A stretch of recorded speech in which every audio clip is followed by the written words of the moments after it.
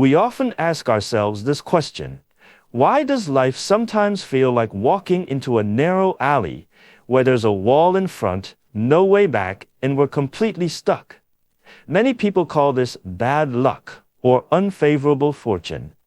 But luck is not superstition. It is a reflection of your energy state. Have you noticed that sometimes when your spirit is high and your energy is full, everything seems to go smoothly, as if the whole world is helping you?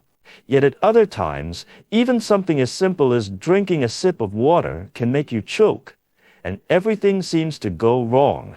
That is the shift in your own energy field.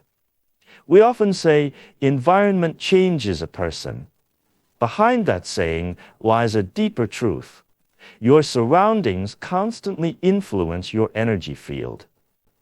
If you live somewhere with flowing water, green mountains, singing birds, and blooming flowers, your mood naturally feels good.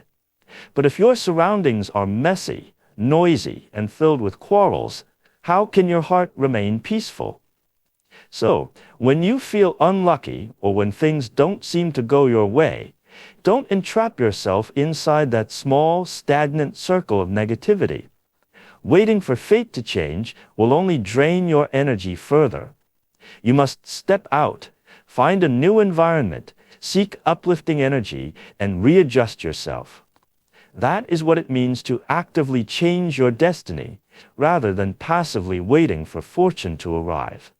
So where should you go? There are 3 places you must visit. The purpose of visiting these 3 places is to realign your energy flow with heaven and earth, to move with the rhythm of nature, and to draw upon its quiet, boundless power. That is the best way to reset your energy. The first place: go somewhere that makes you sweat, preferably the mountains. Why the mountains? Look at them. They rise tall from the flat earth, connecting the ground to the heavens. They are full of upward, vigorous energy. In the Tao Te Ching, it says, man follows the earth follows heaven, heaven follows the Tao, and the Tao follows nature. This is profound. Simply put, people should learn from the earth. The earth carries all things, remains silent, yet holds immense strength. When you feel blocked or stuck, it's because the qi within you has stagnated. All illnesses and troubles begin when energy stops flowing. You can think of it like still water. When it stops moving, it begins to rot. The best solution? Climb a mountain. Not ride on a cable car, but climb with your own legs, one step at a time, upward. At first, you'll feel tired, your legs heavy, your breath short. But as you keep going, your sweat begins to flow. That sweat is not ordinary. It's the release of your internal tension, the bad energy leaving your body. Your pores open, your blood and qi begin to circulate. With every breath, you inhale the freshest air from the mountains, the life energy released by trees and flowers, and you exhale the resentment, the frustration, the gloom within you. When you finally reach the peak and look down, the tall buildings of your city appear small, like matchbox. And you realize the worries that once seemed enormous are nothing in the grand scheme of nature. Our biggest problem is our narrow perspective. We magnify small troubles until they seem larger than the sky itself. But when you stand high, your view widens, and so does your heart. You see the clouds drifting, hear the wind through the forest. This is Tao follows nature. Nature never stops for your sadness, nor does it change for anyone's grief. It simply continues, calm, vast, ever-renewing. When you immerse yourself in that great energy field, your negativity is dissolved and transformed. That is why movement, especially in nature, is the best way to nourish both body and mind. Unlike the lifeless air of a gym surrounded by cold, lifeless metal, that's not the same. In the mountains, there is life, the living energy of heaven and earth. When your body moves, your energy and blood begin to flow. This is called man follows the earth. When your perspective expands, you see the vastness of the sky and the breadths of the land. This is earth follows heaven. And when you come to understand the rhythm of nature, realizing that the ups and downs of life are simply part of its flow, this is heaven follows the Tao. By climbing a single mountain, you have already experienced these profound truths through nature itself. By the time you descend the mountain, your steps feel lighter, your spirit refreshed and clear-headed. And when you look back on your problems, you'll find they no longer seem so difficult to solve, because your energy has shifted, and naturally, your perspective has changed as well. That's the first place you must go. The second place, somewhere that lets you be still, a library or a museum. Once your body has moved and released its toxins, you must now settle your mind. An unsettled mind is the root of all suffering. Why do we feel lost or unlucky? Because our thoughts are in chaos, constantly wandering, worrying, comparing, and fearing. Like a bowl of water being stirred, it stays cloudy, and you can't see what lies beneath. So, where can we go to calm down? Go to a library or a museum. Both share a precious element: silence and timelessness. Walk into a great library, rows of books holding the wisdom of hundreds, even thousands of years. Pick any one, and it might contain the life experience of an ancient sage who faced challenges far greater than yours. You may think your struggles are unique, but humanity has faced and overcome the same trials for millennia. Read history. See how kings and generals rose and fell, how glory one day can become ruin the next. Think of Su Dongpa, a Chinese poet, writer, artist, and statesman during China's Zeng dynasty, who was exiled again and again, yet still wrote, "Let the winds and waves come, I remain calm." When you open these books, you are entering a silent conversation with those great souls. Their wisdom tells you no hardship lasts forever. Or visit a museum. Look at the bronzeware, the pottery, the art from dynasties long past. They have survived thousands of years of war and fire, lying silently yet powerfully, filled with calm strength. Standing before them, your heart naturally quiets. You feel the passage of time and begin to ponder, our few decades of life, what are we truly chasing? The fame and wealth we cling to, where will they be in 100 years? In these quiet places, your small self dissolves into the vastness of history. You connect with something greater, the collective soul of your culture. When your focus shifts from personal gains and losses to this timeless perspective, a deep peace and wisdom arise. Like muddy water left to settle, the impurities sink and the water clears. When your mind is still, clarity returns. Your vision becomes rational and transparent, and the answers you seek begin to reveal themselves naturally. That is the second place you should go. The third place, somewhere full of human warmth, a marketplace or old street. After connecting with nature and history, one final step remains. You must reconnect with people.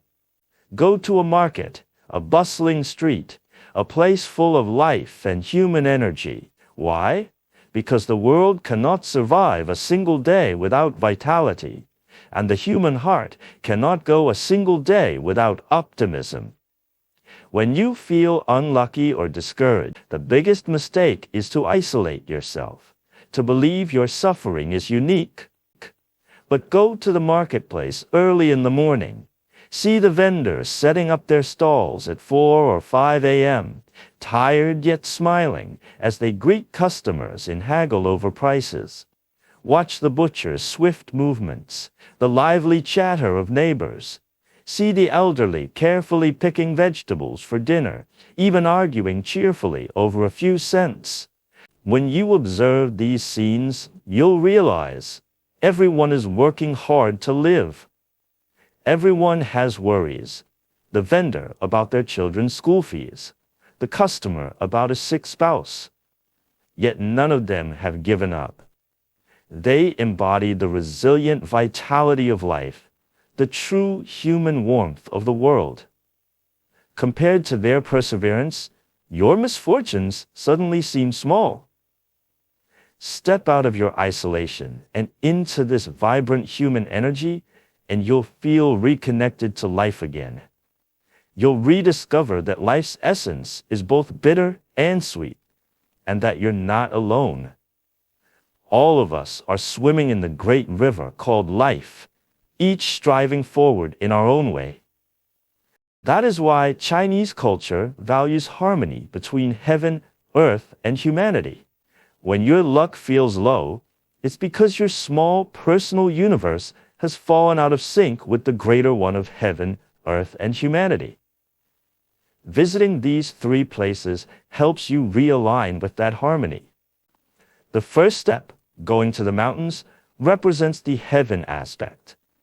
It allows you to connect with nature, open your heart, and broaden your perspective. It helps you align your personal energy field with that of heaven and earth, and it lifts your spirit. The second step, visiting libraries or museums, represents the earth aspect.